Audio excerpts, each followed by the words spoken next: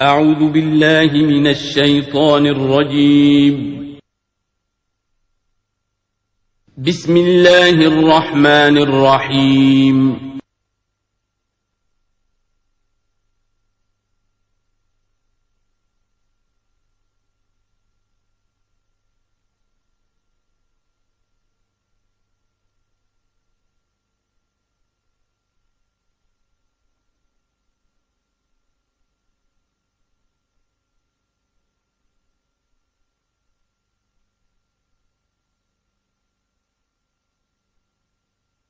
اعوذ باللہ من الشیطان الرجیم بسم اللہ الرحمن الرحیم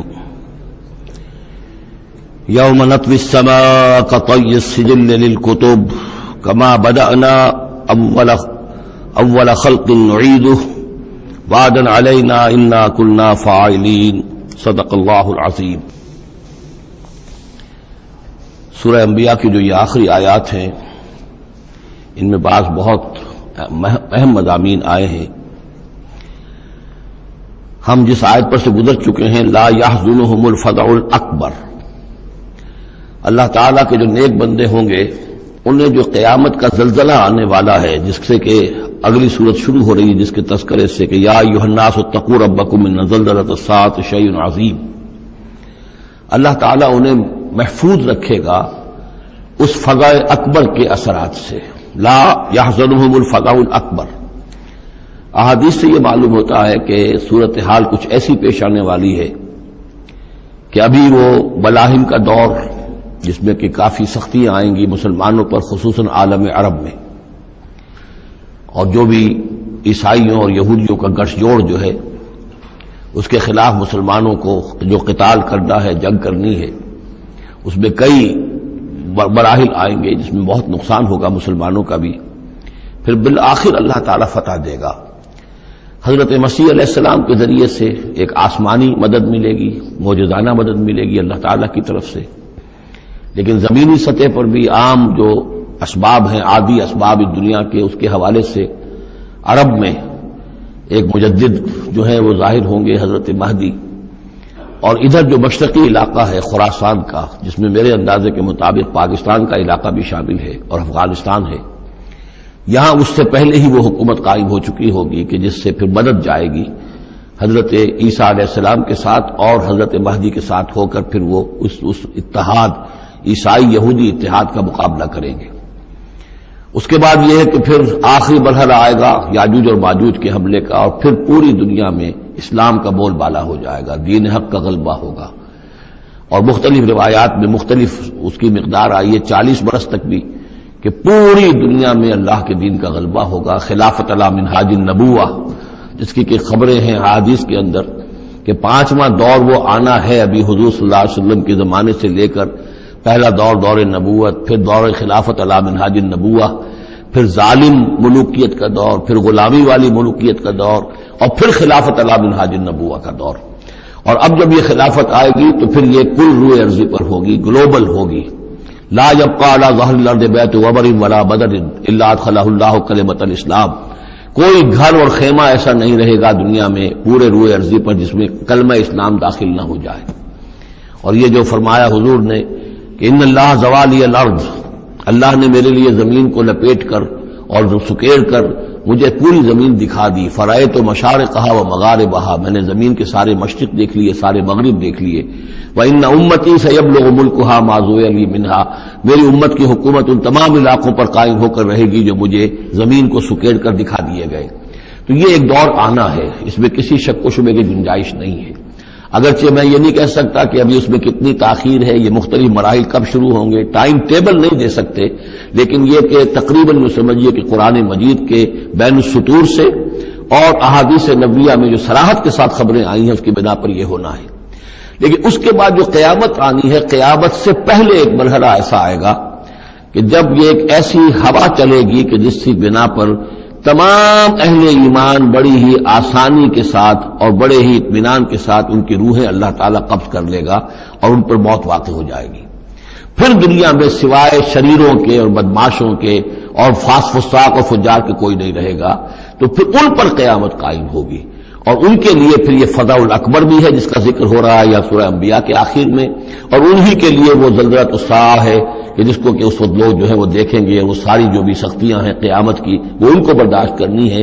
اللہ اپنے نیک بندوں کو اس سے پہلے ہی ایک ایسی ہوا بھیج کر کے جس کے دل میں بھی ایمان ہوگا اس کی بڑی اطمینان اور سکون کے ساتھ اس کی موت واقع ہو جائے گی۔ اللہ تعالیٰ ان کو اس فضل اکبر سے اور زلزلہ عظیم سے بچا لے گا۔ اس کی صریح خبریں موجود ہیں احادیث نبویہ میں۔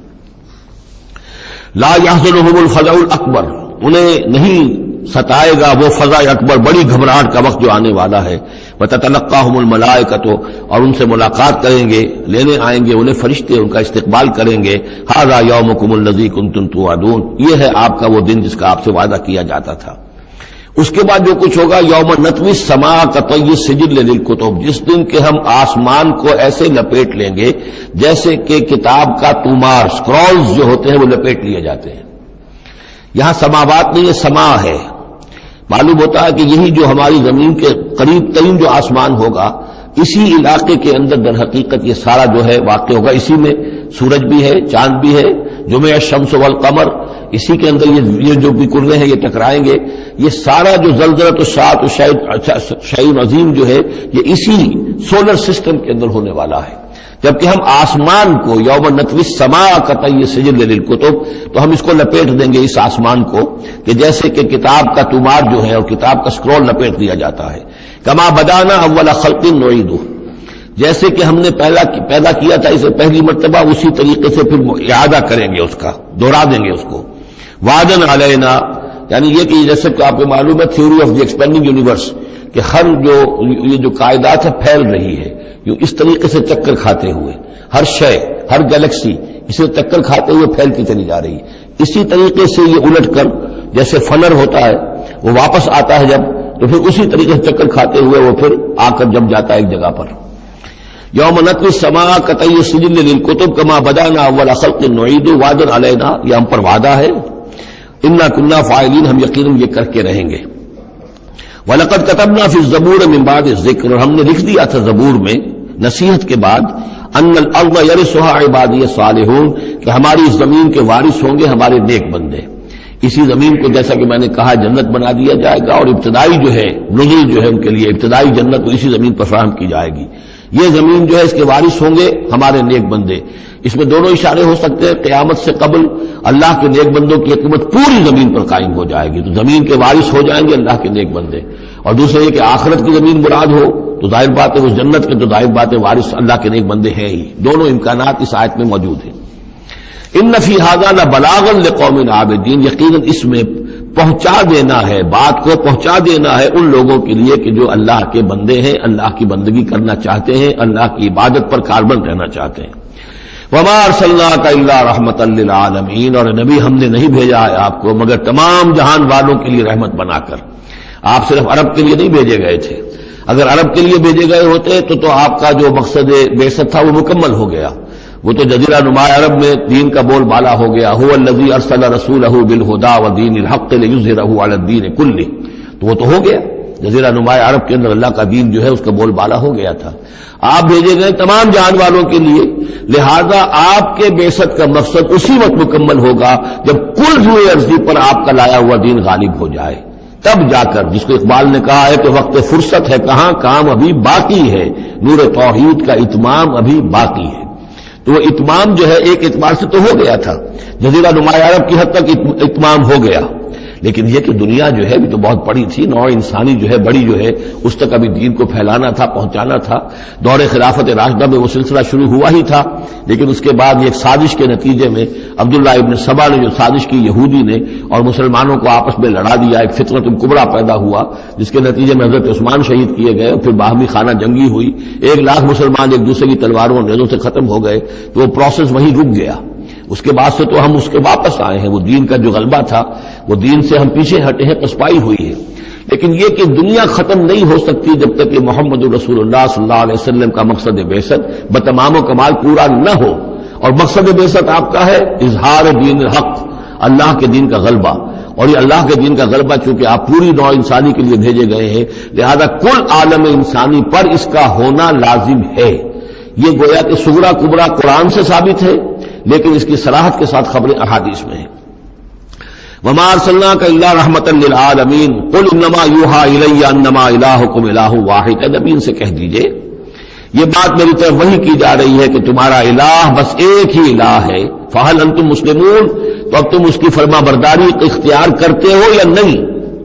فإن تولوا، پھر اے نبی اگر یہ منہ موڑ لے، پیٹھ دکھا دے، فقل آذنتکم علی سواء، تو کہہ دیجئے میں نے تمہارے کان کھول دیے ہیں، میں نے اللہ کا پیغام تمہیں کھلم کھلا ڈنکے کی چوٹ پہنچا دیا ہے ہر ایک کے لیے۔ اب تمہارے سرداروں کو بھی میں نے بات سمجھا دی ہے، عوام کے سامنے بھی پیش کر دیا ہے، سب کے لیے برابر، کوئی طبقہ ایسا نہیں رہا ہے تمہارے معاشرے کا جس کے سامنے کہ میری دعوت نہ پہنچ چکی ہو۔ اب آذنتکم علی سواء، سب کو یکساں میں نے سنا دیا، پہنچا دیا، اللہ کی تبلیغ کا حق ادا کر دیا۔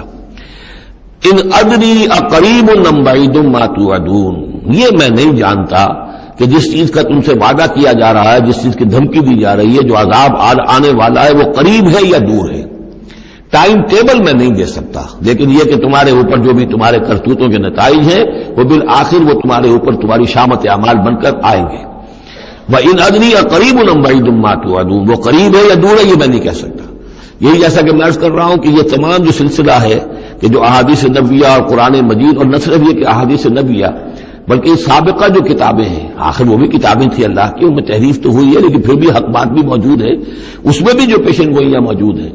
چنانچہ آپ دیکھتے ہیں کہ اس وقت دنیا میں ہر اعتبار سے یہ جو چند سال اب رہ گئے ہیں اس صدی کے، 1999 اور 1998 بھی اس میں شامل ہے، پھر یہ کہ اس صدی کے اختتام پر اور پھر اگلی صدی کے شروع ہونے کے بارے میں نوسٹریڈیمس کی پیشن گوئیاں، شاہ ولی کی پیشن گوئیاں، پچھلے دنوں تو اخبارات میں آیا کہ گاندھی جی کی بھی کوئی پیشن گوئیاں برآمد ہوئی ہیں جو بھی اسی عرصے کے لیے تھی، شاید وہ بھی کہیں کچھ سنیاسی سے کچھ انہوں نے سنا ہو، وہ کوئی ان کی کوئی ایک وہ جو ہے ڈائری برآمد ہوئی ہے، جنگ میں خبر سنی تھی، شائع ہوئی تھی۔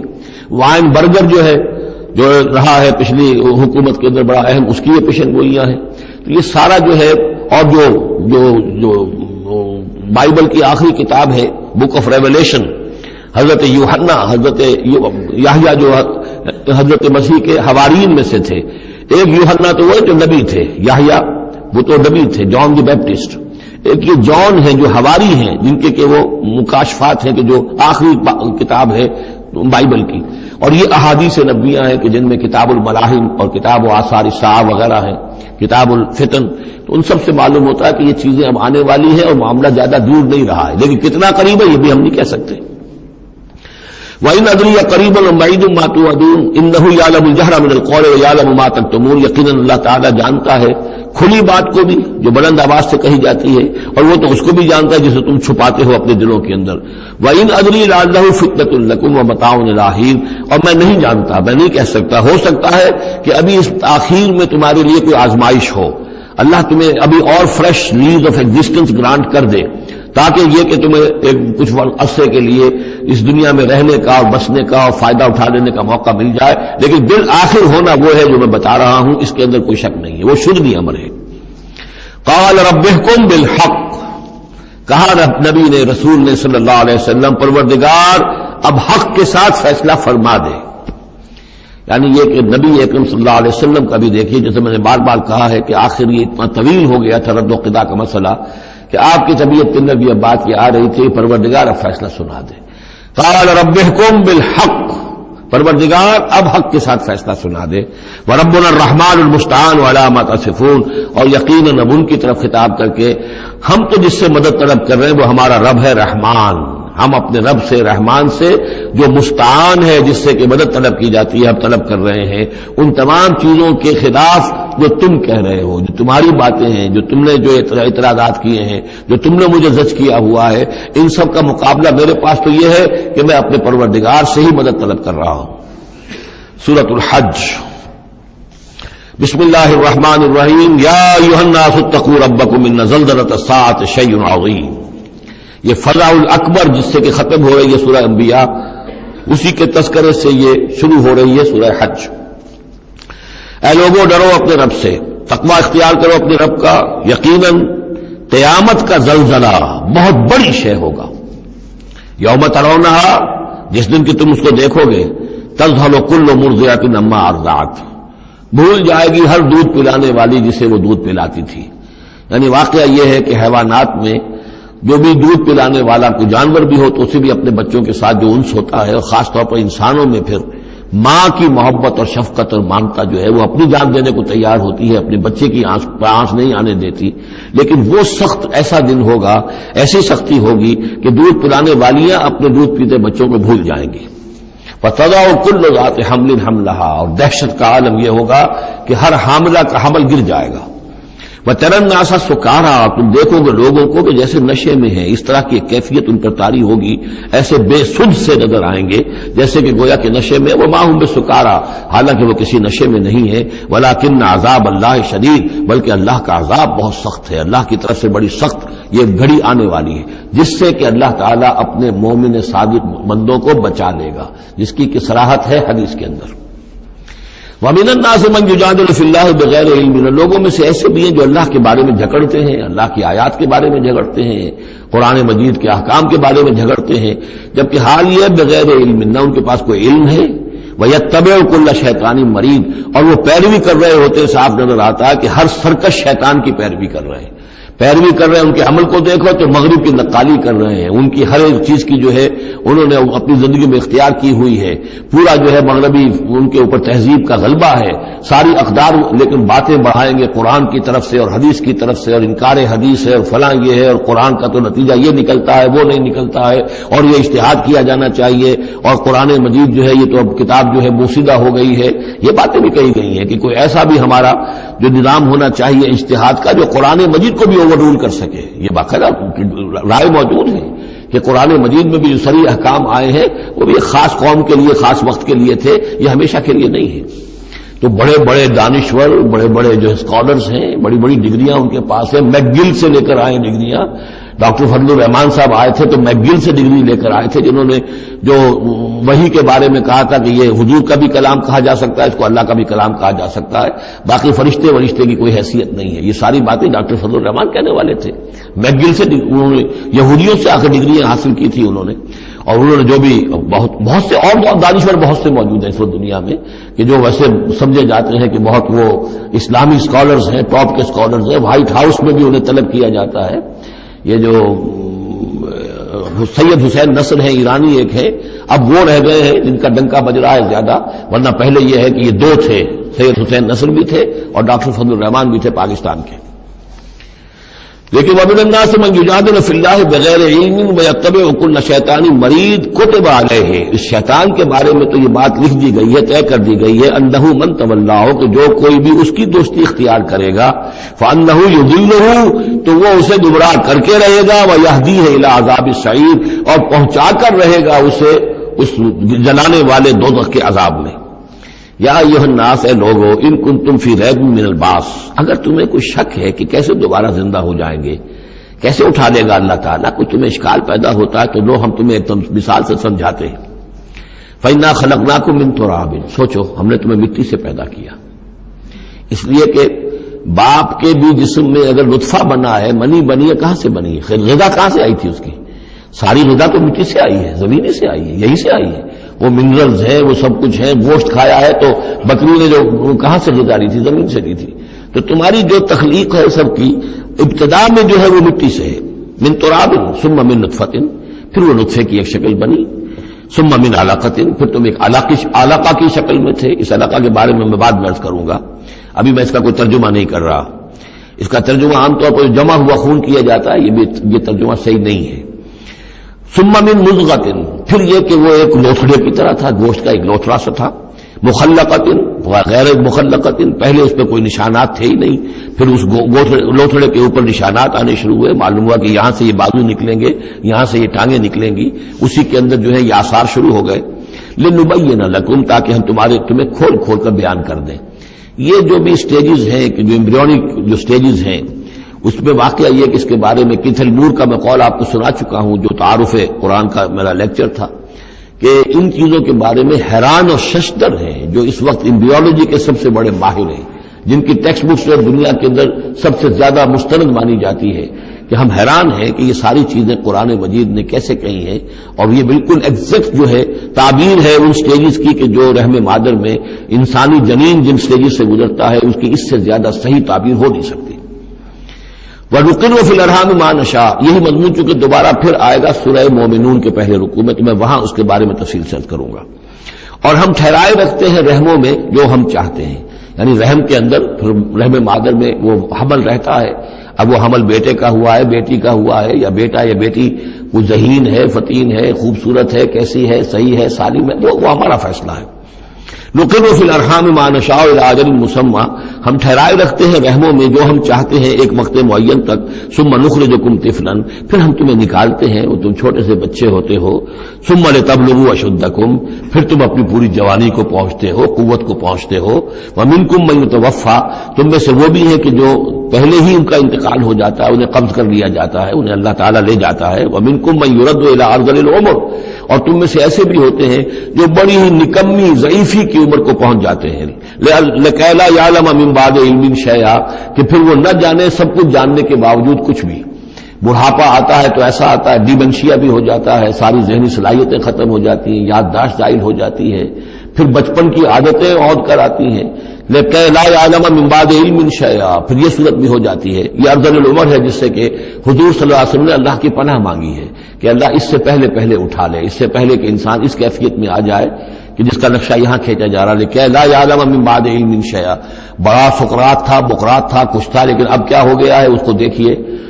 ومنکم من يرد الى ارذل العمر، ان کے لیے دعا کر لیجیے، اللهم اغفر له وارحمه وادخله في رحمتك وحاسبه حسابا يسيرا۔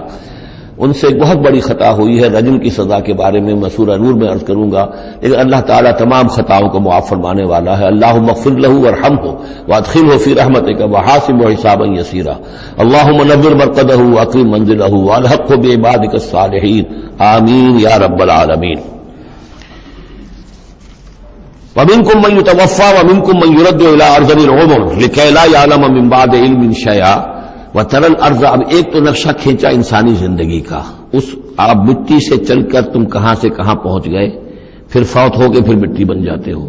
یہ جس کی یہ قدرت ہے، جس کی یہ خلاقی ہے، جو اس سارے نظام کو لے کر چل رہا ہے، تمہیں اس کے بارے میں کوئی شک ہے؟ اس کی قدرت کے بارے میں کوئی تمہیں یہ شبہ وارد ہو سکتا ہے کہ وہ دوبارہ پیدا نہیں کر سکتا؟ اچھا ایک اور مثال لے لو، وَتَرَى الْأَرْضَ حَامِدَةً، تم دیکھتے ہو زمین کو کہ پڑی ہوئی ہے، بے آب و گیا، خشک اور ویران، کوئی زندگی کے آثار نہیں۔ فَإِذَا أَنزَلْنَا عَلَيْهَا الْمَاءَ اهْتَزَّتْ وَرَبَتْ، پھر جب ہم اس پر پانی برساتے ہیں تو وہ تازہ ہو جاتی ہے، اہتزاز، اور وہ اس میں جنبش ہو جاتی ہے، اہتزت یا اہتزو جو آیا یہ لفظ پہلے ہم پڑھ چکے ہیں کہ جب حضرت موسیٰ کا عصا زمین پر انہوں نے رکھا تو وہ تو اب ہلنے لگا، حرکت کرنے لگا جیسے کہ سانپ حرکت کرتا ہے، تو زمین میں بھی حرکت پیدا ہو جاتی ہے، اس لیے کہ اب جو کونپلیں نکل رہی ہیں وہ حرکت کر رہی ہیں، وہ ادھر ادھر جو ہے جو پہلے زمین پڑی ہوئی تھی ساکن، صامت، ساکن، بے آب و گیا، خشک، لیکن اس کے بعد اہتزت، اس کے اندر ایک حرکت پیدا ہوتی ہے، وہ ربت، وہ ابھرتی ہے، گویا کہ جیسے وہ گھاس یا سبزہ اوپر اٹھ رہا ہے، اور جیسے کہ فصل گویا کہ زمین اٹھ رہی ہے، وہ اٹھتی ہے، ابھرتی ہے، وَأَنبَتَتْ مِن كُلِّ زَوْجٍ بَهِيجٍ، اور ہر طرح کی قسم قسم کی تر و تازہ چیزیں جو ہیں وہ اگا دیتی ہے زمین۔ تو ذرا سوچو، زمین مردہ تھی، اللہ نے زندہ کر دیا۔ تمہارا اپنا معاملہ یہ ہے کہ مٹی سے لے کر اور تمہارے ایک انسان پورے بننے تک یہ پھر کیسے شک کرتے ہو؟ تمہیں اللہ تعالیٰ کی قدرت میں بھی کوئی شک نہیں ہونا چاہیے۔ یہ تمہاری زندگی کا سائیکل چل رہا ہے اور یہ نباتاتی سائیکل چل رہا ہے ساتھ کے ساتھ، یہ چند مہینے کا ہوتا ہے، یہ تمہارا جو ہے یہ 60 70 80 برس کا ہے، اس کے علاوہ تو کوئی فرق نہیں۔ ذالک بأن اللہ هو الحق، یہ اس لیے ہے کہ اللہ تعالیٰ الحق ہے، اس کے حق ہونے میں، برحق ہونے میں کسی شک و شبے کی گنجائش نہیں۔ وَأَنَّهُ يُحْيِي الْمَوْتَى، اور یہ کہ وہ مردہ کو زندہ کرتا ہے، مردہ کو زندہ کرے گا۔ زمین تمہارے سامنے مردہ پڑی ہوتی ہے اور زندہ ہو جاتی ہے۔ وَأَنَّهُ عَلَىٰ كُلِّ شَيْءٍ قَدِيرٌ، اور یہ کہ وہ تو ہر چیز پر قادر ہے۔ وَأَنَّ السَّاعَةَ آتِيَةٌ، اور یہ کہ قیامت آ کر رہنی ہے، لَا رَيْبَ فِيهَا، اس میں کسی شک و شبے کی گنجائش نہیں۔ وَأَنَّ اللَّهَ يَبْعَثُ مَن فِي الْقُبُورِ، اور یقیناً اللہ تعالیٰ اٹھائے گا ان کو جو قبروں کے اندر ہے۔ باس بعد الموت ہو کر رہے گا. وَمِنَ النَّاسِ مَن يُجَادِلُ فِي اللَّهِ بِغَيْرِ عِلْمٍ وَلَا هُدًى وَلَا كِتَابٍ مُنِيرٍ. اور لوگوں میں سے کچھ ایسے بھی ہیں جو اللہ کے بارے میں، اللہ کی باتوں کے بارے میں، اللہ کی صفات کے بارے میں، ذات خداوندی کے بارے میں جھگڑتے ہیں، بحثیں کرتے ہیں، نزاع کرتے ہیں. نہ ان کے پاس علم ہے، بغیر علم ولا ہدن، نہ کوئی ہدایت ہے، ولا کتاب منیر، نہ کوئی روشن کتاب ہے جس سے وہ رہنمائی لے رہے ہوں. ثانی عطفی، وہ اپنی گردن کروٹ اپنی موڑ کر چل دیتا ہے. آیات سنتا ہے، اللہ کے کلام کو سنتا ہے، پھر ذرا وہ اپنے کمر کو موڑتا ہے، بل دیتا ہے، چل دیتا ہے. لیضل عن سبیل اللہ، تاکہ گمراہ کرے لوگوں کو اللہ کے راستے سے. لہ فی الدنیا خزی، اس کے لیے دنیا کی زندگی میں بھی رسوائی ہے. ونذیقہ یوم القیامت عذاب الحریق، اور قیامت کے دن ہم اسے جلانے والے عذاب کا مزہ چکھائیں گے. ذالک بما قدمت یداک، اور یہ سب کچھ ہے تیرے اپنے دونوں ہاتھوں کے کرتوتوں کی وجہ سے، جو بھیجا ہے تیرے دونوں ہاتھوں نے. بما قدمت یداک وان اللہ لیس بظلام للعبید، اور یقیناً اللہ تعالیٰ تو اپنے بندوں پر ظلم کرنے والا نہیں ہے. ومن الناس من يعبد الله على حرف فإن أصابه خير اطمأن به وإن أصابته فتنة انقلب على وجهه خسر الدنيا والآخرة ذلك هو الخسران المبين. لوگوں میں سے کچھ ایسے بھی ہیں جو اللہ تعالیٰ کی بندگی کرتے ہیں کنارے کنارے، بچ بچ کر. یہ وہ روگ جس کو کہا گیا فی قلوبہم مرض، جن کے دلوں میں روگ ہوتا ہے. ایک وہ لوگ ہوتے ہیں کہ حق کو قبول کیا، پھر ہر کے بعد منجدھار میں پھر وہ چھلانگ لگاتے ہیں. ہر کے بعد ماں کشتی درا بنداختے، ہم نے حق کو قبول کیا، اس کشتی کو ہم نے پانی میں ڈال دیا ہے، اب یہ کشتی تیرے گی تو ہم تیریں گے، یہ ڈوبتی ہے تو ہم ڈوبنے کے لیے تیار ہیں. ایک وہ ہے جو چاہتے بھی ہیں حق کے ساتھ چلنا، لیکن کنارے کنارے گہرے پانی میں نہیں جانا چاہتے، خطرات مول نہیں لینا چاہتے، اپنے لیے جان اور مال جو ہے اس کو بچا بچا کر. وہ جو اقبال نے کہا تو بچا بچا کے نہ رکھ سے تیرا آئینہ ہے وہ آئینہ کہ شکست ہو تو عزیز تر ہے نگاہ آئینہ ساز میں. لیکن یہ کچھ لوگ بچ بچ کر چلنا چاہتے ہیں، کوئی گردن نہ پہنچ جائے، کوئی نقصان نہ ہو جائے، کوئی ہمیں قربانی نہ دینی پڑے. وَمِنَ النَّاسِ مَن يَعْبُدُ اللَّهَ عَلَى حَرْفٍ، کنارے ساتھ. فَإِنْ أَصَابَهُ خَيْرٌ اطْمَأَنَّ بِهِ، اگر خیر آئے تو مطمئن رہیں گے. وَإِنْ أَصَابَتْهُ الْفِتْنَةُ انقلب على وجهه، اور اگر کوئی فتنہ آ گیا، آزمائش آ گئی، کوئی قربانی کا وقت آ گیا، پکار آ گئی، نکلو اللہ کی راہ میں اور لاؤ اللہ کی راہ میں، تو وہ اپنے چہروں کے بل اوندھے گر جاتے ہیں. خسرت دنیا والآخرہ، یہ خسارہ ہے، یہ گھاٹا ہے، یہ نقصان ہے دنیا اور آخرت دونوں کا. ذالک هو الخسران المبین، اور یہ بہت ہی نمایاں اور واضح تباہی ہے. ایک میں بات عرض کرنی رہ گئی ہے کہ سورہ حج کے بارے میں بعض جگہ آپ نے دیکھا ہوگا لکھا ہوا کہ یہ اس کو مدنی بھی مانا گیا ہے، لیکن یہ واقعہ ہے کہ اس سورہ مبارکہ کے اندر بعض آیات ایسی ہیں کہ جو یا تو مدنی ہیں، اور بعض آیات کے بارے میں مجھے پھر وہ ایک قول مل گیا تھا حبر الامہ حضرت عبداللہ ابن عباس رضی اللہ تعالی عنہما کا، وہ میں بعد میں انشاءاللہ وہ کل ہم پڑھیں گے. وہ آیات نازل ہوئی ہیں اثناء سفر ہجرت میں. ظاہر بات ہے کہ جب حضور مکے سے نکل آئے ہیں اور جا رہے ہیں تو کتنے دن لگے ہیں، کوئی وہ چند گھنٹے کا 1 گھنٹے کی فلائٹ تو نہیں تھی کہ جو ہوائی جہاز سے آپ چلے گئے ہوں، آدھے گھنٹے کی فلائٹ ہے کل نہیں، لیکن یہ کوئی وقت لگا. اس میں بھی جو آیات نازل ہوئی ہیں، اور اس صورت میں کئی آیات ایسی ہیں کہ جن کی بڑی گہری مشابہت آپ کو مل جائے گی سورہ بقرہ کی آیات کے ساتھ. چنانچہ شہادت علی الناس والی آیت بھی اس صورت میں بھی ہے، سورہ بقرہ میں بھی ہے. لیکون الرسول شہیدا علیکم وتکونوا شہداء علی الناس، یہ آپ کو سورہ حج کے آخر میں ملے گی. جہاد کا لفظ بھی اس صورت مبارکہ میں ملے گا. یہ آیت بھی آپ غور کریں گے تو سورہ بقرہ کے دوسرے رکوع میں جو مثال آئی تھی منافقین کا حال یہ ہے، او کصیب من السماء فیہ ظلمات ورعد وبرق یجعلون اصابعهم فی آذانهم من الصواعق حذر الموت واللہ محیط بالکافرین. تو یہ جب بجلی جب چمکتی ہے کوئی روشنی نظر آتی ہے چل پھر لیتے ہیں، لیکن اس کے بعد پھر جیسے ہی اندھیرا ہوتا ہے کھڑے رہ جاتے ہیں. تو بالکل وہی کیفیت ہے کہ جب ذرا حالات صحیح ہوئے، نارمل ہوئے، کوئی خطرہ نہیں، کوئی اندیشہ نہیں، کوئی مطالبہ نہیں، کوئی جنگ کی مہم جو ہے پیش نظر نہیں ہے، تو وہ بڑے چلک پھر دکھا رہے ہیں، حضور کے پاس آ رہے ہیں، باتیں کر رہے ہیں، وہ ہے کہ وہ بھی اہل ایمان کے ساتھ ہیں. لیکن جب ذرا مشکل وقت آیا اوندھے منہ گر پڑے. وَمِنَ النَّاسِ، اللہ تعالی ہمیں اس سے بچائے، اور دین اور ایمان کے ساتھ اور اللہ کے دین کو قائم کرنے کی جدوجہد میں مخلصانہ اور ہمہ وجوہ اپنے آپ کو جھونک دینے کی ہمت عطا فرمائے.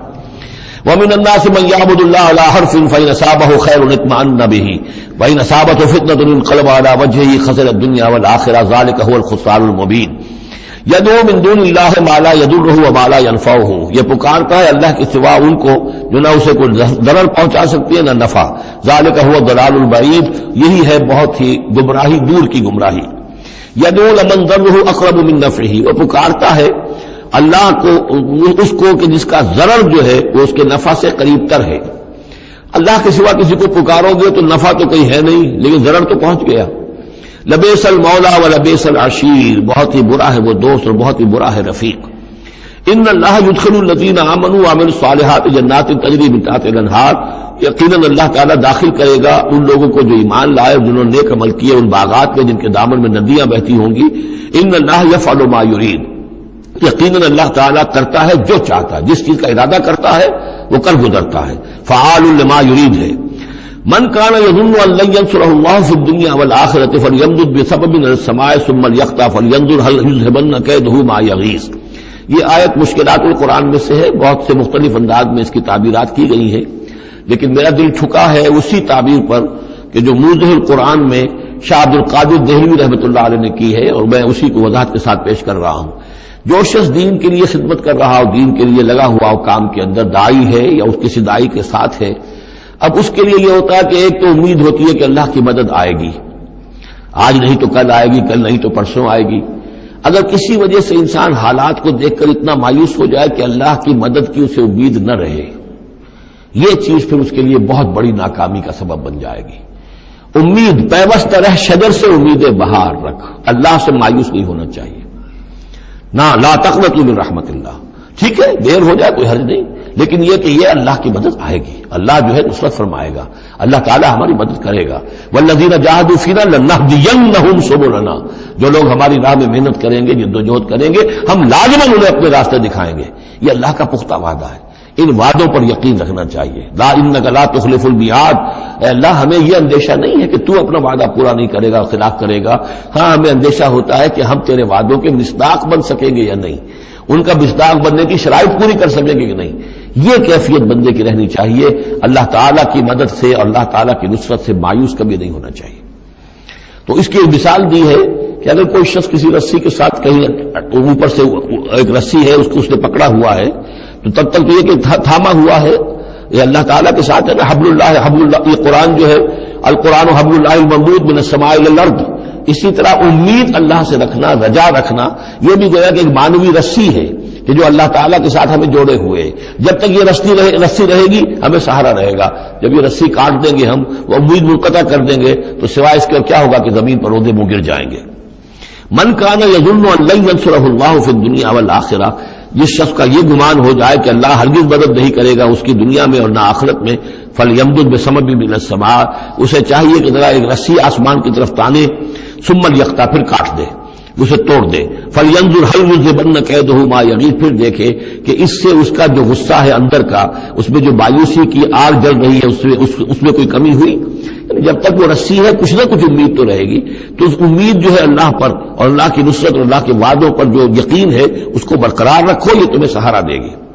وَكَذَلِكَ أَنزَلْنَاهُ آيَاتٍ بَيِّنَاتٍ، اسی طرح ہم نے اتارا ہے اس قرآن کو روشن اور کھلی باتوں کی شکل میں۔ وَأَنَّ اللَّهَ يَهْدِي مَن يُرِيدُ، اور اللہ تعالیٰ ہدایت دیتا ہے جس کو چاہتا ہے، یا اللہ تعالیٰ ہدایت دیتا ہے جو چاہتا ہے کہ اس کو ہدایت ملے۔ ان الذین آمنوا والذین ہادوا والصابئین والنصارى، یقیناً وہ لوگ جو مسلمان ہیں، ایمان لائے ہیں محمد پر صلی اللہ علیہ وسلم، والذین ہادوا، اور جو یہودی ہوئے، والصابئین، اور جو صابی ہیں، والنصارى، اور جو یہ عیسائی ہیں، والمجوس، اور مجوس ہیں ایرانی، والذین اشرکوا، اور جن لوگوں نے شرک کی روش اختیار کی، ان اللہ یفصل بینہم یوم القیامہ، یقیناً اللہ فیصلہ کرے گا ان کے مابین قیامت کے دن۔ ان اللہ علی کل شیء شہید، یقیناً اللہ تعالیٰ ہر چیز پر خود گواہ ہے، ہر چیز اس کے سامنے نگاہوں میں موجود ہے۔ الم تر ان اللہ یسجد له من فی السماوات ومن فی الارض، یہ آیت بڑی عجیب ہے اس اعتبار سے کہ اس میں آپ تصور کریں گے تو اوپر سے نیچے کی طرف آ رہا ہے۔ کیا تم نے دیکھا نہیں اللہ کے سامنے سربر سجود ہے ہر وہ شے جو آسمان میں ہے اور وہ ہر سب وہ چیزیں جو زمین میں ہیں، وہ تمام مخلوقات جو آسمان میں ہے اور وہ تمام مخلوقات جو زمین میں ہے، والشمس ہو، اور سورج بھی سربر سجود ہے، والقمر ہو، اور چاند بھی، والنجوم ہو، اور تارے بھی، پھر نیچے اتریے، والجبال ہو، اور پہاڑ، زمین پر سب سے اونچی چیزیں پہاڑ ہیں، والشجر ہو، اور درخت، والدواب، اور یہ تمام جو بھی چارپائے چل رہے ہیں زمین کے اوپر حیوانات، وَكَثِيرٌ مِّنَ النَّاسِ، اور لوگوں میں سے بھی بہت سے۔ لوگوں میں سے تفریق ہے کہ کچھ باغی ہو گئے ہیں، باقی تو یہ ساری مخلوقات اللہ کے قانون کی پابند ہیں، قانون و تقویمی کے اندر ہے، یہ اللہ کی بندگی کر رہی ہیں، یہ سجدے میں ہے، ہر شے اللہ کے سامنے سر سجود ہے۔ ہاں انسانوں کے اندر بغاوت بھی ہے، انسانوں میں سے کچھ لوگ وہ ہیں کہ جنہوں نے سورج کو پوجنا شروع کر دیا، سورج اللہ کو پوج رہا ہے اور وہ سورج کو پوج رہے ہیں، چاند کو پوجنا شروع کر دیا، درختوں کو پوجنا شروع کر دیا، جانوروں کو پوجنا شروع کر دیا، یہاں تک کہ اعضائے تناسل کو پوجنا شروع کر دیا۔ ہندوؤں کے اندر تو یہ بھی ہے، یہ پوجا ہوتی ہے۔ تو یہ ہے ان لوگوں کی گراوٹ۔ انسانوں میں سے اللہ تعالیٰ جس کو ہدایت دے دیتا ہے، معرفت حاصل ہو جاتی، پھر وہ اسی کے سامنے سجود ہوتے ہیں۔ وَكَثِيرٌ حَقَّ عَلَيْهِ الْعَذَابُ، لیکن بہت سے ایسے ہیں کہ جو عذاب الہی کے مستحق ہو جاتے ہیں۔ وَمَن يُهِنِ اللَّهُ فَمَا لَهُ مِن مُكْرِمٍ، اور جنہیں اللہ تعالیٰ ہی رسوا کر دے، ذلیل کر دے، اب اس کو عزت دینے والا کوئی نہیں ہے۔ جنہوں نے اپنے آپ کو ذلیل کیا، مخلوقات کے سامنے جھک گئے، انہوں نے ان کو اپنا معبود بنا لیا، جبکہ اللہ تعالیٰ کے سامنے سب ساری کی ساری مخلوقات جو ہے وہ تو اللہ کی بندگی میں ہے، اور اللہ نے تو اسے بنایا تھا خلیفۃ اللہ فی الارض، اسے مقام بھی عطا کیا تھا، مسجود ملائک بنایا تھا۔ اب جو اپنی اس تمام عظمت سے خود ہی مستعفی ہو گیا اور وہ مخلوقات کے سامنے جھک رہا ہے، فما لہ من مکرم، تو پھر اسے اب اس کا اکرام کرنے والا اور اسے عزت دینے والا کوئی نہیں۔ ان اللہ یفعل ما یشاء، یقیناً اللہ کرتا ہے جو چاہتا ہے۔ آیت سجدہ ہے، سجدہ کر لیجیے۔ ھذان خصمان اختصموا فی ربہم، یہ دو گروہ ہیں ایک دوسرے کے مقابل میں جو اپنے رب کے بارے میں جھگڑ رہے ہیں۔ ایک وہ ہے جو ایمان لے آئے ہیں، اب جیسا کہ میں نے عرض کیا یہ صورت ہے مکی، لیکن اس میں کچھ آیات شامل ہیں، یہ بھی ہو سکتا ہے کہ مدنی ہو، یہ بھی ہو سکتا ہے کہ اثناء سفر ہجرت میں نازل ہوئی، لیکن بحیثیت مجموع یہ ہے تقریباً آخری دور کی، آخری زمانے کی صورت۔ ھذان خصمان، اب ظاہر بات ہے مکے میں دو گروہ بالکل نمایاں ہو چکے تھے، ایک وہ جو حضور پر ایمان لائے اور ایک وہ کہ جو اڑے ہوئے ہیں۔ اختصموا فی ربہم، یہ اپنے رب کے بارے میں جھگڑ پڑے ہیں۔ فالذین کفروا، تو جو اللہ سے کفر کر رہے ہیں، انکار کر رہے ہیں، قطعت لہم ثیاب من نار، ان کے کپڑے کاٹے جائیں گے، بنائے جائیں گے، جیسے درزی جو ہے پہلے وہ کترتا بیوتتا ہے پھر سیتا ہے، تو ان کے لیے جو بنائے جائیں گے کپڑے وہ آگ کے ہوں گے۔ قطعت لہم ثیاب من نار، بیوتے جائیں گے، قطع کیے جائیں گے ان کے لیے کپڑے آگ کے۔ یصب من فوق رؤوسہم الحمیم، ان کے سروں کے اوپر کھولتے ہوئے پانی کے تریڑے دیے جائیں گے۔ یسحر بہ ما فی بطونہم والجلود، جس سے کہ ان کی کھالیں بھی جھلس جائیں گی اور جو کچھ ان کے پیٹوں کے اندر ہوگا وہ بھی جھلس جائے گا۔ وَلَهُم مَّقَامِعُ مِنْ حَدِيدٍ، اور پھر ان کے لیے لوہے کے وہ ہتھوڑے ہوں گے کہ جو ان کے سروں پر پڑیں گے۔ كُلَّمَا أَرَادُوا أَن يَخْرُجُوا مِنْهَا، جب بھی وہ چاہیں گے کہ وہاں سے نکل جائیں، من غم کے مارے، اعیدوا فیہا، انہیں پکڑ کر دوبارہ پھر اسی میں ڈال دیا جائے گا۔ وذوقوا عذاب الحریق، اور چکھو مزہ اس جلانے والے عذاب کا۔ تم نے اللہ کا انکار کیا، تم نے محمد کی نفی کی، تم نے ان کو ماننے سے انکار کیا۔ اس کے برعکس ان اللہ یدخل الذین آمنوا وعملوا الصالحات، یقیناً اللہ داخل کرے گا ان لوگوں کو جو ایمان لائے، جنہوں نے نیک عمل کیے، جنات تجری من تحتها الانہار، ان باغات میں جن کے نیچے ندیاں بہتی ہوں گی، یحلون فیہا من اساور من ذهب ولؤلؤا، پہنائے جائیں گے انہیں کنگن سونے کے اور موتی، ولباسہم فیہا حریر، اور ان کی پوشاک جو ہوگی وہاں پر ریشم کی ہوگی۔ دنیا میں ریشم مردوں پر حرام ہے، وہاں ریشم جو ہے اسی کا لباس ہوگا، باریک ریشم کے اوپر کا لباس اور گاڑھے ریشم کا جو ہے نیچے کا لباس ہوگا۔ وَهُدُوا إِلَى الطَّيِّبِ مِنَ الْقَوْلِ، اور ان کو تو رہنمائی کر دی گئی ہے بہترین بات کی طرف۔ بہترین بات کیا ہے؟ کلمہ طیبہ لا الہ الا اللہ محمد رسول اللہ، یا سبحان اللہ والحمد للہ ولا الہ الا اللہ واللہ اکبر ولا حول ولا قوۃ الا باللہ۔ ہدوا الی الطیب من القول، انہیں ہدایت دے دی گئی ہے من القول، اچھی بات، بہترین کلمہ طیبہ کی۔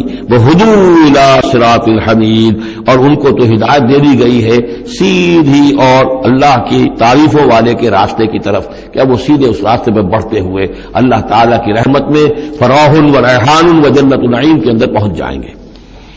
ان الذین کفروا یصدون عن سبیل اللہ، یقیناً وہ لوگ جنہوں نے کفر کیا اور جو روک رہے ہیں لوگوں کو اللہ کے راستے سے، والمسجد الحرام ہے، اور مسجد حرام سے روک رہے ہیں۔ اب مسلمان یہاں سے جانے پر مجبور ہیں، یہ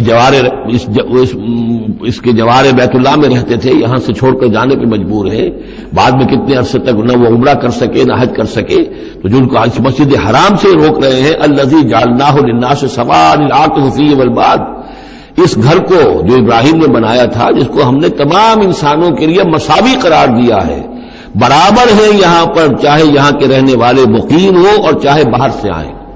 یہ اصطلاحات ہیں آفاقی اور مقیم. وہاں بیت اللہ میں، حرم میں کوئی فرق نہیں کیا جا سکتا حقوق میں. اب بھی میں سمجھتا ہوں کہ وہاں اس میں کوئی حرج شک نہیں ہے کہ حرم کے اندر کوئی فرق نہیں ہے. کوئی شخص باہر کا آ کر پہلی صف میں بیٹھ جائے، کوئی اسے زبردستی نہیں اٹھا سکے گا. یہ دوسری بات ہے کہ وہاں پہ شرطے وغیرہ جو ہیں ان کو رشوتیں دے کر لوگوں نے کو اپنی سیٹیں ریزرو کرا لی ہوتی ہیں، یا کبھی کوئی جو وی آئی پیز آنے والے ہوتے ہیں ان کے لیے وہ خالی کرتے ہیں. لیکن عام طور پر یہی ہے، آپ جس جگہ جا کر بیٹھ جائیں.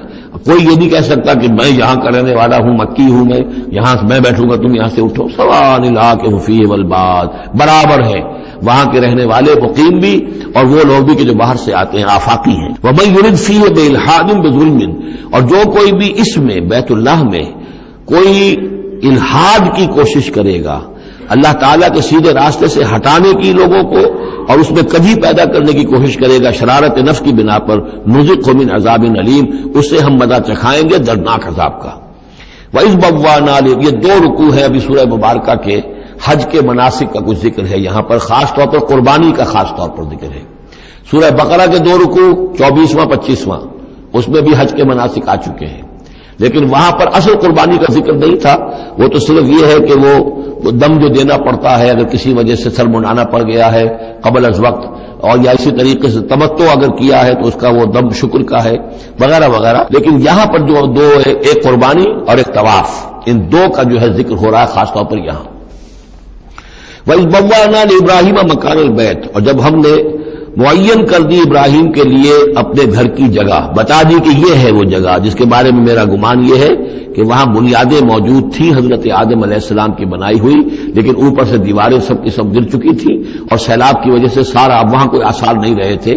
اللہ تعالیٰ نے رہنمائی فرما کر ان کی نشاندہی کروا دی. اللہ تشرک بی شیئا، اور یہ حکم دے دیا گیا میرے ساتھ کسی شے کو شریک نہ کرنا. وطہر بیتیا، اور میرے اس گھر کو پاک رکھنا. للطائفین، طواف کرنے والوں کے لیے. والقائمین، اور قیام کرنے والوں کے لیے، کھڑے ہو کر نمازیں پڑھنے والوں کے لیے. والرکع السجود، اور رکوع کرنے والوں کے لیے اور سجود کرنے والوں کے لیے. یہ گویا کہ جیسے وہاں آیا تھا وَعَهِدْنَا إِلَىٰ إِبْرَاهِيمَ وَإِسْمَاعِيلَ أَن طَهِّرَا بَيْتِيَ لِلطَّائِفِينَ وَالْعَاكِفِينَ وَالرُّكَّعِ السُّجُودِ. تقریباً وہی آیت یہاں پر آئی ہے، صرف یہ کہ عاکف کی بجائے یہاں قائمین کا لفظ آیا ہے. وَأَذِّن فِي النَّاسِ بِالْحَجِّ، اور اے ابراہیم اب پکارو لوگوں کو، اذان دو، پکارو حج کے لیے. اب کیسے پکارا ہوگا، کیسے آپ نے یہ پیغام پہنچایا ہوگا، کہاں سے اللہ تعالیٰ نے ان کی آواز کو، ان کی پکار کو کہاں کہاں پہنچایا ہوگا، یہ اللہ تعالیٰ کا معاملہ ہے. یا تو کا رجالن، پکاریے لوگوں کو، حج کی دعوت دیجیے. آئیں گے وہ آپ کے پاس پیدل چل کر بھی، وَعَلَىٰ كُلِّ ضَامِرٍ، اور بڑی لاغر اونٹنیوں پر بھی، یعنی دور دراز سے آئیں گے تو سفر کی وجہ سے اونٹنیاں لاغر ہو چکی ہوں گی. یاتین من کل فج عمیق، جو یہاں پر پہنچیں گی وہ اونٹنیاں اور لوگ آئیں گے بڑی دور دراز کی راہوں سے. دور دراز کی، یہ فج کہتے ہیں پہاڑوں کے درمیان کے راستے کو، چونکہ یہ سارا پہاڑی علاقہ ہے تو نہ معلوم کہاں کہاں سے گہری وادیوں میں سے ہو کر لوگ جو ہے پہنچتے ہیں. لیشہدوا منافع لہم، تاکہ یہ آئیں حاضر ہوں ان جگہوں پر کہ جو ان کے لیے منفعت کی جگہیں ہیں. وَيَذْكُرُ اسْمَ اللَّهِ فِي أَيَّامٍ مَّعْلُومَاتٍ، اور اللہ کا نام لے معین دنوں کے اندر، یعنی قربانیاں دیں معین دنوں میں. 10ویں ذی الحجہ کی قربانی کا دن ہے، اس کے بعد جو ہے 11ویں کو بھی ہو سکتی ہے، 12ویں کو بھی ہو سکتی ہے، یا ایام معلومات ہیں. عَلَىٰ مَا رَزَقَهُم مِّن بَهِیمَةِ الْأَنْعَامِ، تو اللہ کا نام لیں ذبح کرتے ہوئے، اللہ کا نام لیں ان پر کہ جو ہم نے انہیں یہ چوپائے عطا کیے ہیں، مویشی دیے ہیں. فَكُلُوا مِنْهَا، تو ان کو ذبح کر کے ان کی قربانی دے کر اس میں سے خود بھی کھاؤ.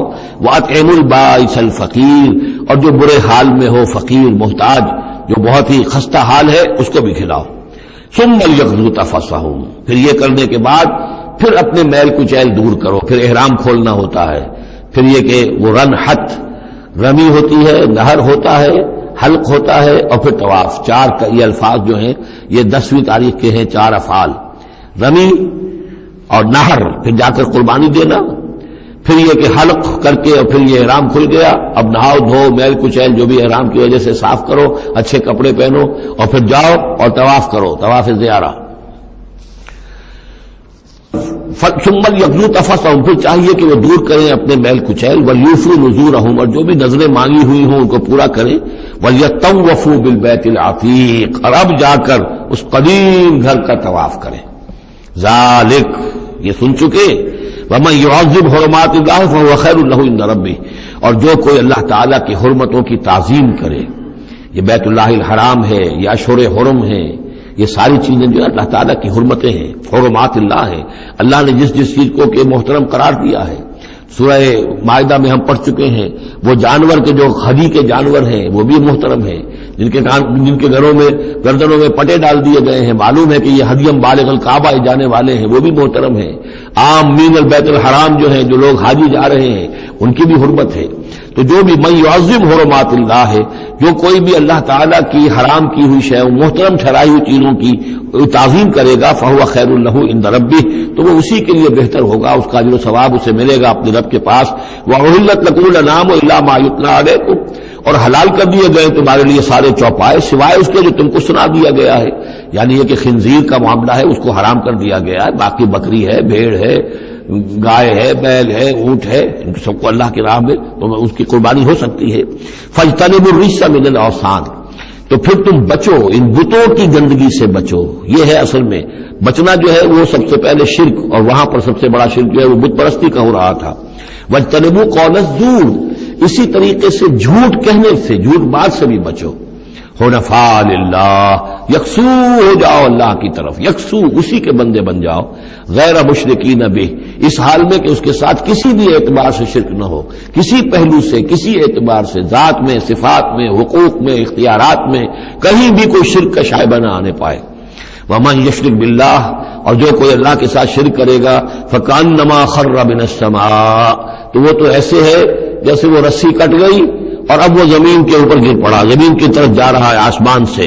کوئی شخص ہے جو آسمان سے کسی بلند چیز سے کسی رسی کے ساتھ لٹکا ہوا ہے، وہاں سے گر گیا یا رسی کٹ گئی، اب جو گر رہا ہے فکأنما خر من السماء فتخطفه الطير، اب یا تو یہ کہ وہ جو پرندے ہیں وہ اس سے اچک کر لے جائیں، کوئی باز آئے اور پکڑ کر لے جائے، کوئی اور ہو، جو بھی یہ بڑے بڑے جانور ہوتے ہیں کہ جو شکار کرتے ہیں پرندوں کا، تخطفه الطير، پرندے اس کو اڑا کر لے جائیں، اور تہوی بہ الريح، یا یہ کہ پھر ہوا ان کو لے جا کر گرائے فی مکان صحیح، کسی دور کی جگہ میں کوئی ہوا جو ہے جھونکا اس کو لے جائے اور کسی کھائی میں جا کر گرا دے۔ یہ معاملہ ہے اس شخص کا جو اللہ کے ساتھ شرک کرتا ہے، اس کے پاس کوئی سہارا نہیں رہا۔ اب توحید والا جو ہے وہ ایک سہارے پر قائم ہے۔ قول ثابت بالحیات الدنیا، یہ جو ہم ثبات عطا کرتے ہیں اہل ایمان کو، بالقول ثابت فی الحیات الدنیا، دنیا کی زندگی میں۔ ذالک، یہ تم نے سن لیا، یہ احکام تم نے سن لیے۔ ومن یعظم شعائر اللہ، پھر سن لو جو اللہ کے شاعر کی تعظیم کرے گا، فإنہا من تقوی القلوب، تو یقیناً یہ دلوں کے تقوی کی بات ہے۔ ان تمام چیزوں کی ہم پڑھ چکے ہیں سورہ بقرہ میں، ان الصفا والمروۃ من شعائر اللہ، بیت اللہ شعیرہ ہے اور وہ مقام ابراہیم شعیرہ ہے، صفا اور مروہ جو ہے شعیرہ ہیں۔ شعیر وہ چیز ہے کہ جس سے اللہ تعالیٰ کی بندگی کا شعور پیدا ہو، ان کے ساتھ وہ چیزیں وابستہ ہیں، وہ تاریخ ان کی ہے کہ جس کے حوالے سے پھر یہ کہ اللہ تعالیٰ کا شعور جو ہے انسان کے اندر پیدا ہوتا ہے، اس کی ذات کا، صفات کا۔ لکم فیہا منافع الی اجل مسمى، یہ جو جانور ہیں اس کی قربانی کے، تمہارے لیے ان میں نفع ہے ایک اجل مسمى تک، یعنی یہ نہیں ہے کہ قربانی کا جانور ہے تو اس کے اوپر سواری نہیں کر سکتے، سواری کر سکتے ہو۔ قربانی کا جانور ہے تو اس کا دودھ پی سکتے ہو، اگر وہ گائے ہے درمیان میں اگر کوئی دودھ ہے یا بکری ہے لے کے جا رہے ہو تو اس کا دودھ پی سکتے ہو۔ منافع الی اجل مسمى، ایک وقت معین تک کے لیے۔ ثم محلها الی بیت العتیق، پھر ان کا جو اصل مقام ہے جہاں انہیں لے جا کر پیش کر دینا ہے وہ ہے بیت العتیق، یعنی اللہ کا گھر۔ اللہ کا گھر کا جو منہر ہے پھر اس کو وسیع کر کے، اور بنا کی وادی میں ایک بہت بڑی جگہ ہے، ورنہ اس سے پہلے جو ہے یہ مروہ کی جو پہاڑی ہے، صفا اور مروہ کے پاس جو ہے یہ قربان گاہ تھی۔ مروہ ہی سے وہ وادی شروع ہو جاتی ہے کہ جس پر کچھ آگے چل کر وہ بنا کا پورا آتا ہے، اب یہ منہر جو ہے وہ ادھر ایکسٹینڈ کر دیا گیا ہے۔ وَلِكُلِّ أُمَّةٍ جَعَلْنَا مَنسَكًا، اور ہم نے ہر امت کے لیے ایک قربانی کا نظام مقرر کیا۔ لِيَذْكُرُوا اسْمَ اللَّهِ عَلَىٰ مَا رَزَقَهُم مِّن بَهِيمَةِ الْأَنْعَامِ، تاکہ وہ اللہ کا نام لیا کریں ان مویشیوں پر کہ جو ہم نے انہیں عطا فرمائے ہیں۔ فَإِلَٰهُكُمْ إِلَٰهٌ وَاحِدٌ، تو جان لو تمہارا الہ ایک ہی اللہ ہے، واحد۔ فلہو اسلموا، اس کے سامنے سر تسلیم خم کرو، اس کی اطاعت قبول کرو. یعنی ایسا نہ ہو کہ بس قربانی تو ہو رہی ہے، باقی سب حرام خوریاں ہو رہی ہیں، 10-10 ہزار 20-20 ہزار کا جانور لے کر اور اس کے فوٹو کھنچوا کر اخبارات میں شائع کیے جا رہے ہیں، ہے سارا حرام خوری کا نتیجہ. تو یہ تو کوئی قربانی نہیں ہے، یہ اللہ تعالیٰ کے ہاں قبول نہیں ہے، چاہے وہ 1 لاکھ کا جانور ہو لیکن ہو اسلام کے ساتھ. فَلَهُ أَسْلِمُوا، اس کی اطاعت تو قبول کرو، اس کے حلال اور حرام کے پابند تو ہو، اس کے حرام کردہ چیزوں میں منہ نہ مارو. وَبَشِّرِ الْمُخْبِتِينَ، اور نبی بشارت دے دیجئے مخبتین کو، اخبات کہتے ہیں جو اپنے آپ کو پست کر لیں اللہ کے سامنے، تواضع اور عاجزی اختیار کرنے والے. الذین اذا ذکر اللہ وجلت قلوبہم، یہ جو سورہ انفال کے شروع میں الفاظ آئے تھے اس سے ملتے جلتے الفاظ ہیں. وہ کون لوگ ہیں؟ وہ لوگ مخبتین کہ جب اللہ کا ذکر کیا جائے تو ان کے دل لرز اٹھتے ہیں، کانپ اٹھتے ہیں. والصابرین علی ما اصابہم، اور جو بھی کوئی تکلیف ان پر آئے، کوئی مصیبت آئے، کوئی ناگوار صورتحال درپیش ہو جائے تو اس پر صبر کرنے والے. والمقیم الصلاۃ، اور نماز کے قائم کرنے والے. ومما رزقناہم ينفقون، اور جو کچھ ہم نے ان کو دیا ہے اس میں سے ہمارے لیے خرچ کرنے والے، ہماری رضا جوئی کے لیے، ہمارے دین کے لیے یا محتاجوں کے لیے انفاق کرنے والے. اللہم ربنا اجعلنا منہم والبدن جعلناها لکم من شعائر اللہ. اور یہ جو قربانی کے جانور خاص طور پر اونٹ ہیں، ان کو ہم نے تمہارے لیے ان کو بھی شاعر بنا دیا، یہ بھی اللہ کے شاعر میں سے ہے، اس لیے کہ یہ اونٹ جو ہے ابھی اللہ کے نام پر قربان کیے جا رہے ہیں. لکم فیہا خیر، تمہارے لیے ان میں خیر ہے، بھلائی ہے. ظاہر بات ہے کہ ان کا بھی گوشت تم کھا سکو گے اور غریبوں کو کھلا سکو گے، لیکن یہ کہ ہے وہ شاعر اللہ، اس لیے کہ وہ نامزد ہو چکے ہیں بیت اللہ کے لیے، اللہ کے لیے کہ یہ قربانی کے جانور ہے کہ جن کو قربان کیا جانا ہے بیت اللہ کے قریب. فاذکروا اسم اللہ علیہا صواف، تو اس پر ان پر نام لیا کرو اللہ کا، ان کو کھڑا کر کے سیدھا، صواف صفے باندھ کر، قطار باندھ کر. یہ جو نقشہ ہے یہ خاص طور پر جو حجۃ الوداع میں حضور نے جو قربانی دی ہے تو 63 آپ نے اونٹ اپنے ہاتھ سے نہر فرمائے، کل 100، یہ 63 آپ نے اپنے ہاتھ سے نہر فرمائے. اور یہ آتا ہے روایات کے اندر. اب یہ چونکہ معاملہ حضور کا ہے اور اس میں ہمیں کسی شک و شبے کی گنجائش نہیں ہے کہ اب کھڑے ہوئے ہیں قطار میں، اور ایک اب نہر کرنے کا طریقہ بھی ہوتا ہے، برچھا مارا جاتا ہے اونٹ کی یہاں گردن میں، اس کو گرا کر ذبح کرنا آسان کام نہیں ہے. کھڑے ہوئے اونٹ کو برچھا لگایا جاتا ہے، یہاں اس کی جو بڑی وینز ہے خون کا فوارہ چھوٹتا ہے، جب خون بہت زیادہ بہہ جاتا ہے پھر وہ گرتا ہے ایک طرف، ایک پہلو کے اوپر، تو پھر اس کا معاملہ جو ذبح کرنے کا ہوتا ہے. تو حضور جیسی برچھا مارتے تھے اور اس کے بعد پھر اگلا اونٹ اپنی گردن خود آگے کرتا تھا. نہ شبد نصیب دشمن کے شبد ہلاک تیغت، سر دوستاں سلامت کی تو خنجر آزمائی. گویا کہ ان کے لیے خود ایک اعزاز اللہ نے شعور دیا ہے. وہ تو جو ایک سوکھی ہوئی لکڑی تھی جس کا سہارا لے کر حضور صلی اللہ علیہ وسلم وہ آپ خطبہ دیا کرتے تھے جمعے کا، پھر جب ممبر بنا دیا گیا اب وہ اس لکڑی جو ہے اس کا آپ سہارا نہیں لے رہے. تو پہلا دن جب تھا کہ آپ نے اس کا سہارا نہیں لیا اور آپ ممبر پر کھڑے ہو کر آپ نے جب خطبہ دیا ہے تو اس سوکھی لکڑی میں سے ایسی آواز آ رہی تھی جیسے کوئی بچہ بلک بلک کر رو رہا ہو کہ میری یہ سعادت آج ختم ہو گئی ہے. مجھے جو سعادت نصیب تھی کہ محمد رسول اللہ صلی اللہ علیہ وسلم میرا سہارا لیا کرتے تھے، مجھ پر ٹیک لگایا کرتے تھے، یہ مجھ سے جاتی رہی فضیلت. بلک بلک کر رو رہا ہے. حنانہ اس کو کہتے ہیں، ستون حنانہ. اب بھی مسجد نبی میں ایک ستون ہے حنانہ، حنین کہتے ہی اس کو ہے کہ جس میں رقت ہو، بچہ رو رہا ہو، بلک رہا ہو تو یہ حنین ہے. تو حنانہ ہے وہ. اور اس کے لیے یہ نوٹ کر لیجیے، کہا ہے مولانا روم نے، فلسفی کو منکر حنانہ است، از ہوا سے انبیاء بیگانہ است. پہلے فلسفی ہوتے تھے، آج سائنسدان جو انکار کرے گا کیسے ہو سکتا ہے سوکھی لکڑی میں سے بچوں کے سے رونے کی آواز آئے، کیسے مان لیں گے ہم؟ سر سید کیسے مانیں گے اس کو؟ نہیں مانیں گے کبھی بھی. تو فلسفی یا سائنسدان کو منکر حنانہ است کہ وہ حنانہ کا انکار کرتا ہے، از ہوا سے انبیاء بیگانہ است، اس لیے کہ انبیاء کے معاملات کو وہ جانتا نہیں ہے، وہ عام لوگوں پر قیاس کر رہا ہے. فاذکروا اسم اللہ علیہا صواف، تو لو اللہ کا نام ان پر، ان کو نہر کرنے کے لیے انہیں صفوں میں کھڑا کر کے. فاذا وجبت جنوبها، جب ان کے پہلو زمین پر ٹک جائیں، جب خون اتنا بہہ جاتا ہے، کمزور ہو جاتا ہے تو پھر وہ ایک طرف کو اپنی کروٹ کے بل زمین کے اوپر پڑ جاتا ہے. فَكُلُوا مِنْهَا، تو اب کھاؤ اس میں سے اس کے گوشت کو، وَأَطْعِمُوا الْقَانِعَ وَالْمُعْتَرَ، اور کھلاؤ اس کو بھی جو قناعت کے ساتھ بیٹھا ہوا ہے، مانگتا نہیں پھر رہا ہے، سائل نہیں ہے، اس کے پاس کچھ نہیں ہے لیکن وہ مانگتا نہیں پھرتا، قانع، اور معتر جو بے قرار ہو گیا ہے، آتا ہے سوال کر رہا ہے، مانگ رہا ہے، گوشت مانگ رہا ہے، اس کو بھی دو، اس کو بھی دو۔ كَذَلِكَ سَخَّرْنَاهَا لَكُمْ لَعَلَّكُمْ تَشْكُرُونَ، اسی طرح تو ہم نے اتنے بڑے جانور کو تمہارے لیے مسخر کر دیا ہے، اونٹ جیسے جانور کو، اور وہ کھڑا ہوتا ہے تم برچھا مارتے اس کو، سخرنا لکم لعلکم تشکرون، تاکہ تم اللہ کا شکر ادا کرو۔ لن ینال اللہ لحومها ولا دماؤها، اب یہ ہے اصل شے، اللہ تک نہ ان کے گوشت پہنچتے ہیں نہ خون پہنچتا ہے، ولکن ینالہ التقوی منکم، ہاں اگر پہنچتا ہے اس تک تو تقوی اگر ہے تمہارے اندر تو اللہ تک پہنچ جائے گا۔ یعنی یہ کہ ایک یہ رسومات ہے، ظاہری شکل ہے، ظاہری شکل اصل دین نہیں ہے، اگرچہ اس کے بغیر بھی تو حقیقت جو ہے وہ کسی نہ کسی حیولے ہی میں ظاہر ہوگی، کوئی نہ کوئی اسے پیکر چاہیے۔ تو ان عبادات کا پیکر بھی اہم ہے، لیکن صرف پیکر کو نہ سمجھیں، ظاہر کو نہ سمجھیں، اصل شے اس کی روح ہے، روح تقویٰ۔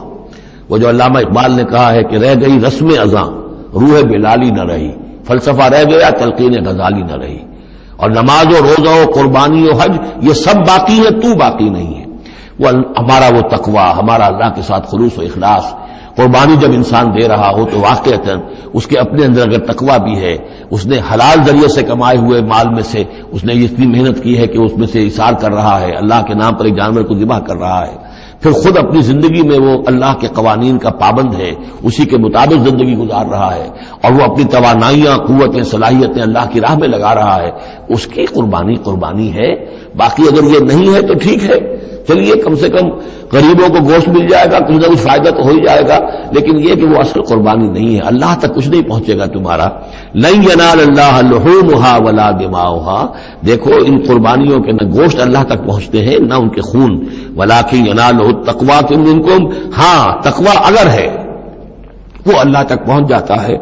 کذالک سخرھا لکم لتکبروا اللہ علی ما ھداکم، اسی طرح اللہ تعالیٰ نے اسے تمہارے لیے مسخر کر دیا ہے، لتکبروا اللہ علی ما ھداکم، تاکہ تم اللہ کی تکبیر کیا کرو اس ہدایت پر جو اس نے تمہیں دی ہے۔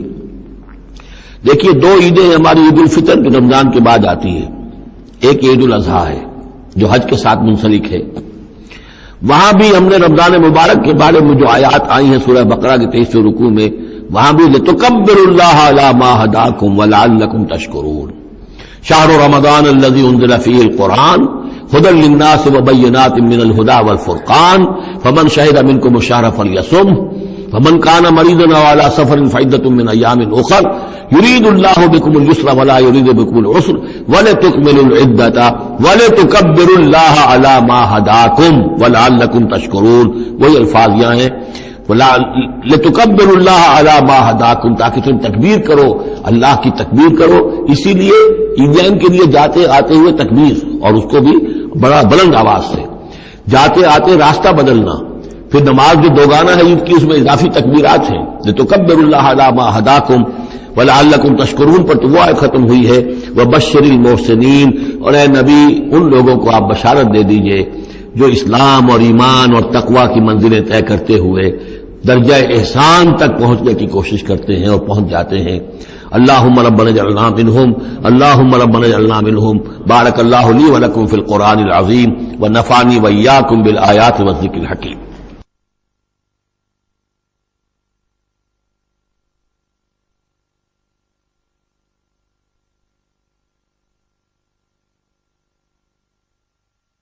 صدق اللہ العظیم۔